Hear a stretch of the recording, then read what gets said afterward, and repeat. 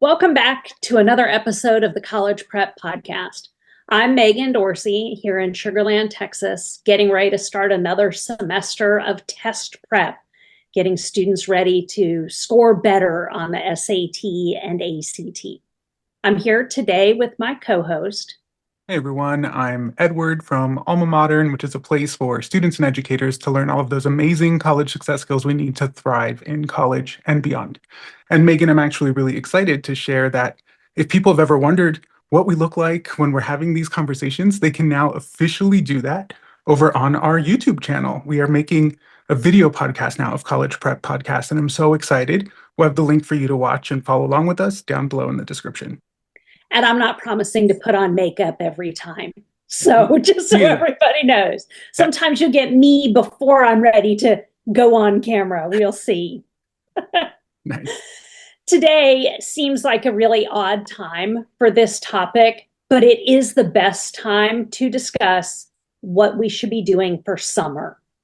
So it seems really early to start making summer plans. But if you think about it, now's a good time to start planning your summer travel if you haven't already. If you don't, some of your best options may book up. Now is a really good time for students to start planning their summers as well. So I've got a good list of things that I think that students should look at. And a lot of times students may need a little push or encouragement to get going on this because sometimes their idea of a great summer is free time. And I always say, you know what, you'll still have plenty of time to hang out, sleep in, visit with friends, but you can still do some really important things this summer that will set you up to be ahead once you get to college. So my number one issue is to fill in gaps. And this applies to current college students as well. Is there something you're missing? Is there somewhere where you're behind? Now, college students may use this as, hey, there's some credits I need, or I need to get this prerequisite out of the way so I can get into this class I want in the fall.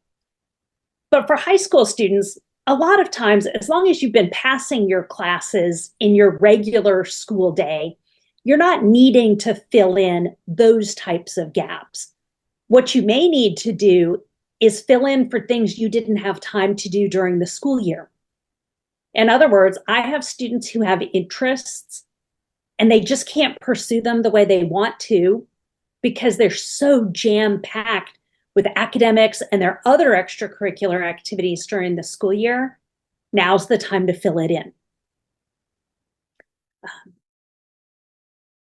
Looks like you have a question. Yeah, no. So I was thinking, like, you're right. We were talking about just like flooding schedules not too long ago, and there's no free time. And I think that it can feel very demotivating when students are just, they're busy, right? Their schedules are jam-packed and they think, when is it my time? When is it between school and family and extracurriculars, or maybe even work or an internship, sports, whatever it is you're doing? It's like, when does my time happen? And so I think even just saying, well, summer's coming up, right? Like this is a time to fill in gaps, and considering that's also personal development is a good thing to not forget. Right.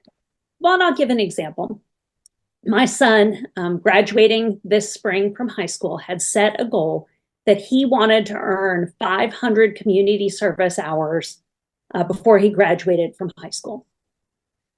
It's hard to earn hours sometimes during the school week because you're so busy. And he's done some things on the weekends like speech and debate that fill up his time there as well. And then he's got homework. He used a lot of school breaks as time to go do big chunks of service. He would go with the scouts over spring break and do the trail crew where they revitalize some of the trails they use at the scout camp. He would go for a week with a group to go do rebuilds on home things like wheelchair ramps for people who need it. It's easier to fill those sorts of things in over the summer if you're planning on it, and if it's something you wanted to do that you just didn't have time to in the regular school year. The second thing, a lot of people think about a summer job. It's a great idea, maybe something your kid wants to do. Be thoughtful about this. Maybe it is that you want to work, down at the local fast food restaurant. You want a lifeguard at the neighborhood pool. That's great. We know you can't wait until June 1st to apply for those jobs either.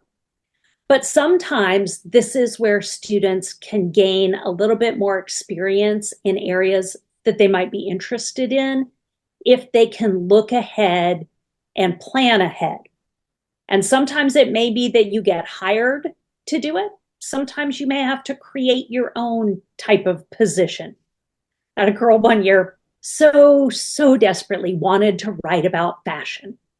And so, starting about January, February, she sent out all of these letters, probably email truly, to various publications around the area.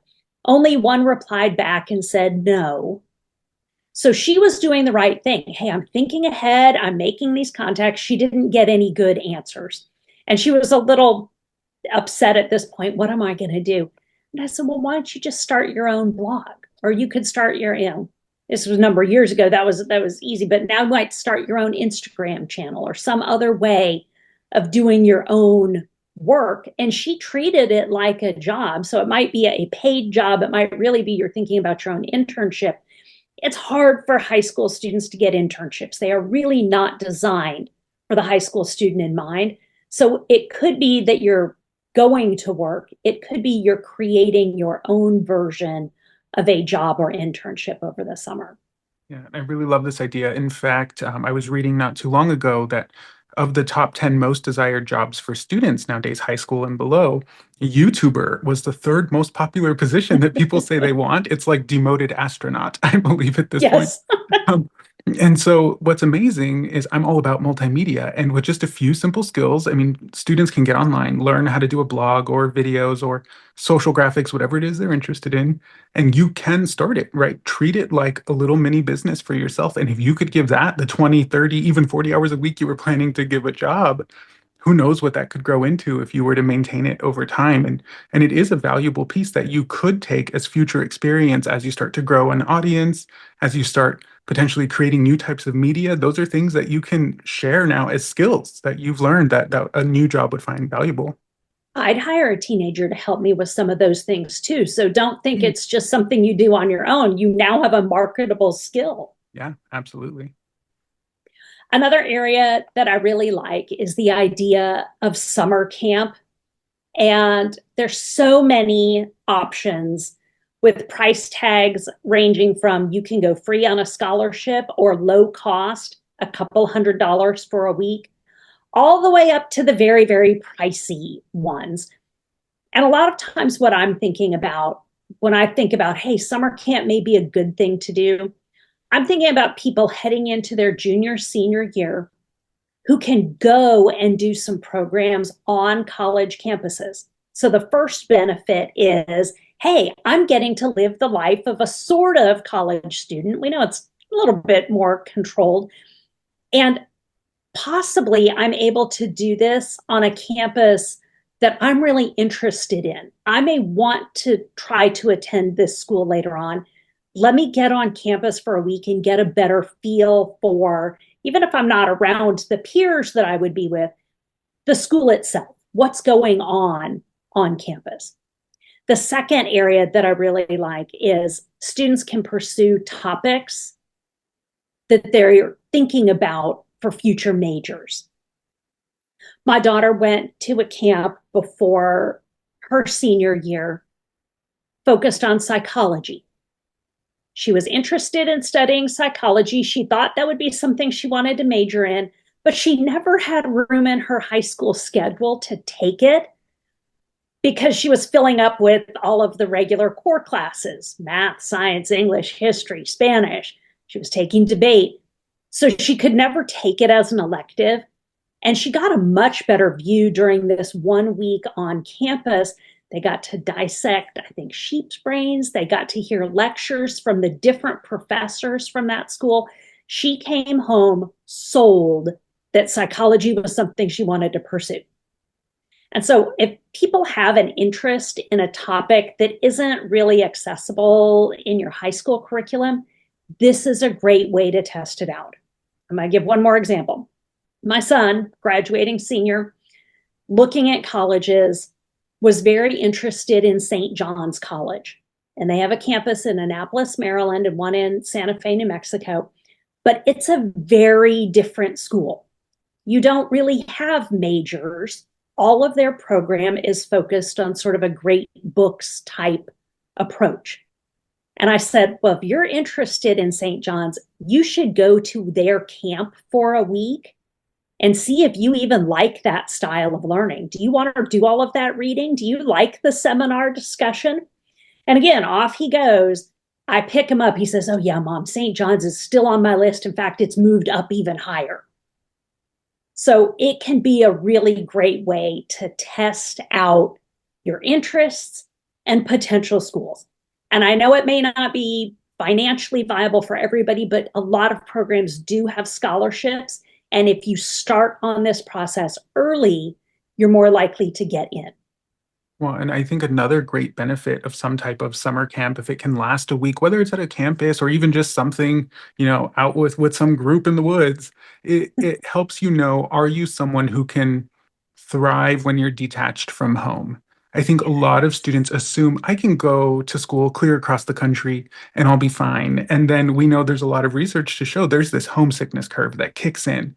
Once the romance period, the honeymoon phase of moving to somewhere new and exciting wears off, come October, November, we hear from a lot of students who say, I shouldn't have dormed. I should have gone closer to home. And so though this isn't going to help simulate something that is that lengthy, you can see, how does it feel for me to be away from home? Do I feel like myself, or could I perceive that I'm going to really struggle if I go to a campus that's too far away and I should maybe go a little bit closer to home? So it's a nice way to test that out too. I think also it's a great practice. Both of my kids were good travelers. My son loved going to scout camp. Same thing with my daughter.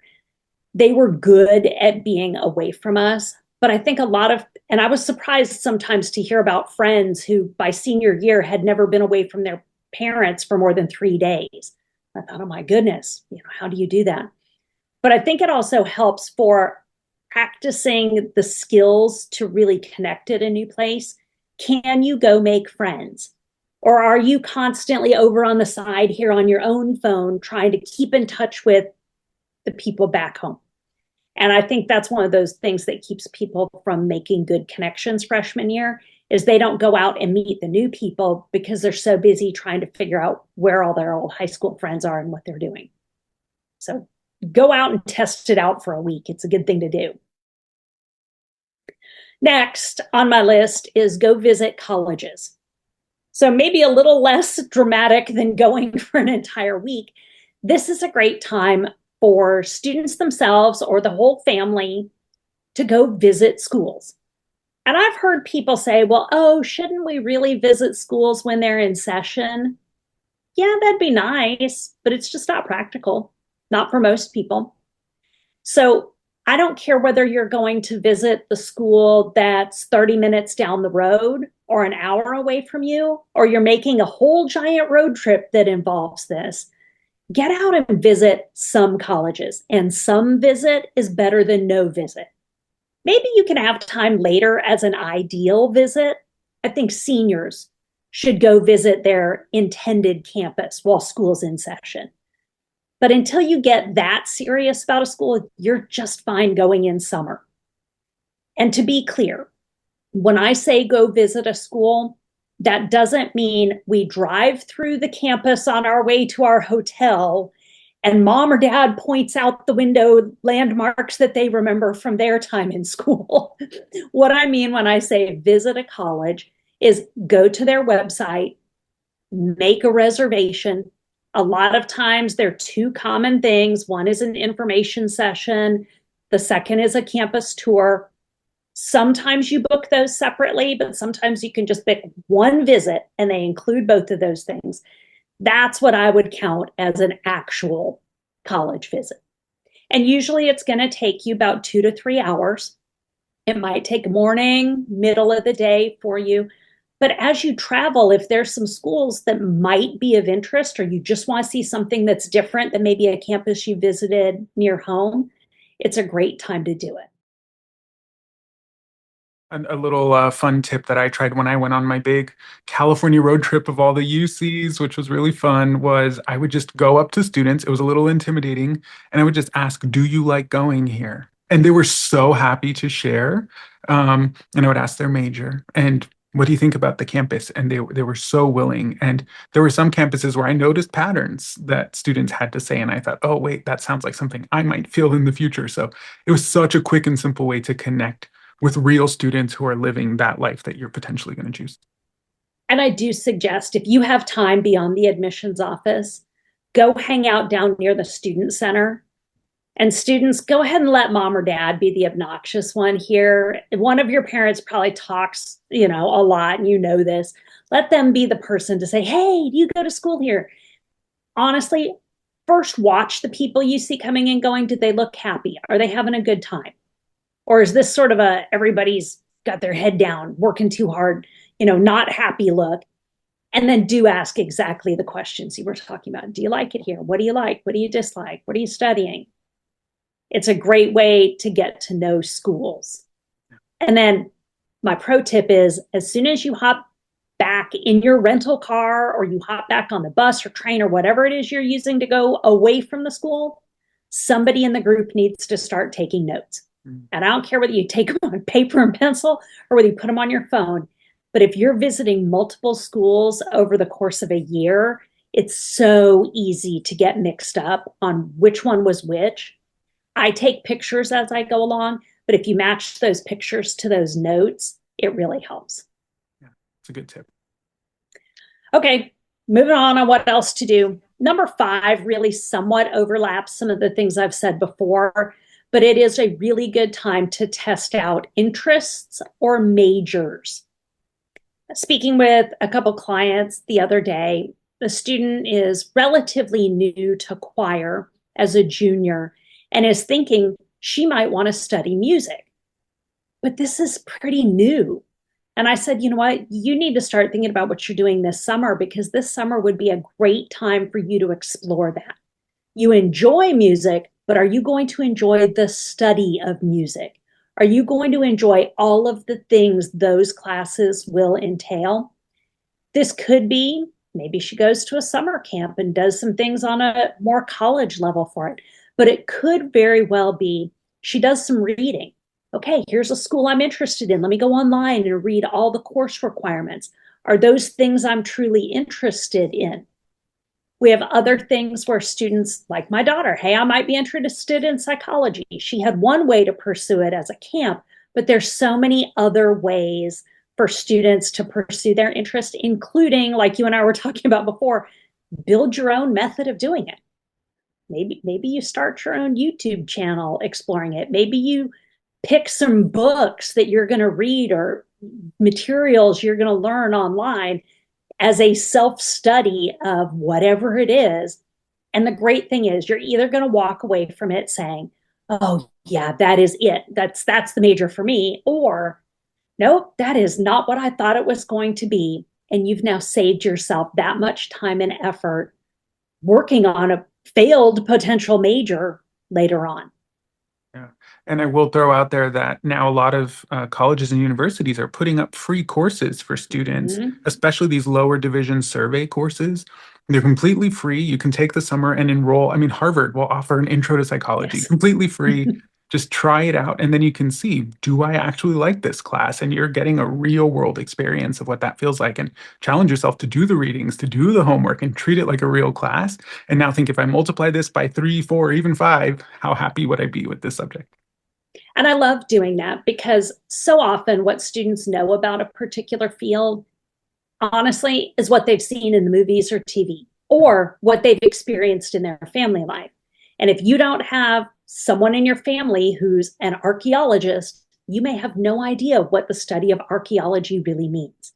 And if you can do some of those free courses, great way to explore it, add that, just as another way of learning about it.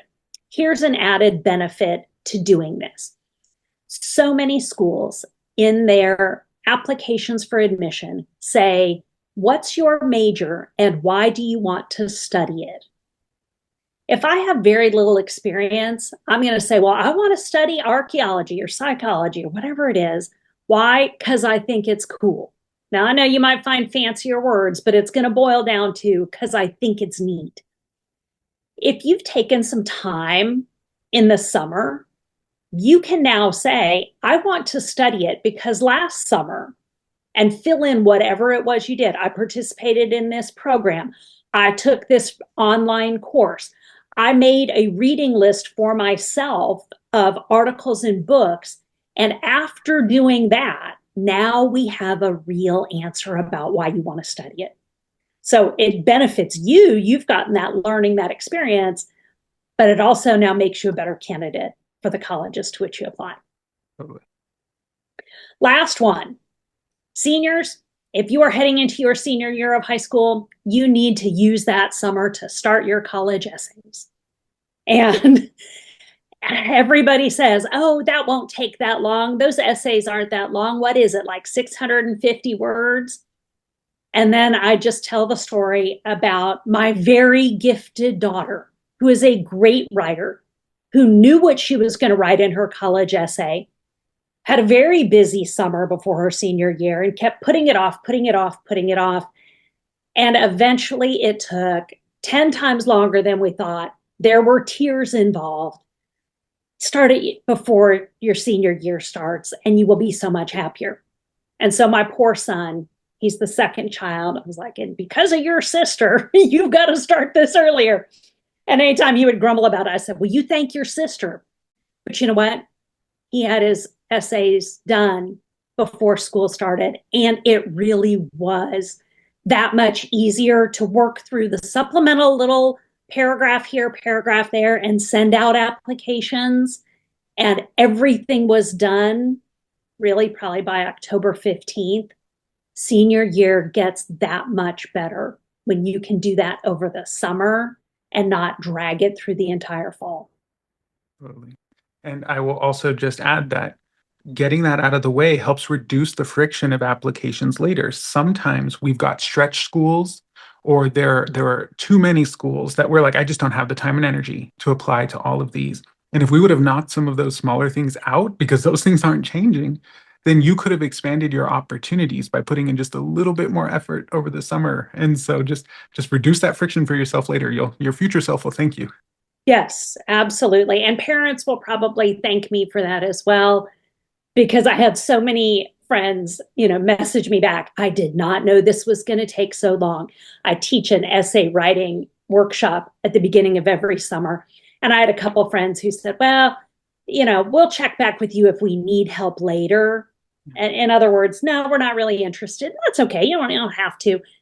And it turned out like, oh yeah, we really should have taken that and started that in June when you offered it, because here we are, late September, and deadlines are starting to come upon us, and we did not realize how hard it would be.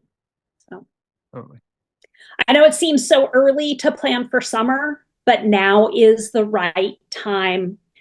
A lot of things like jobs and summer programs will fill up sooner than later.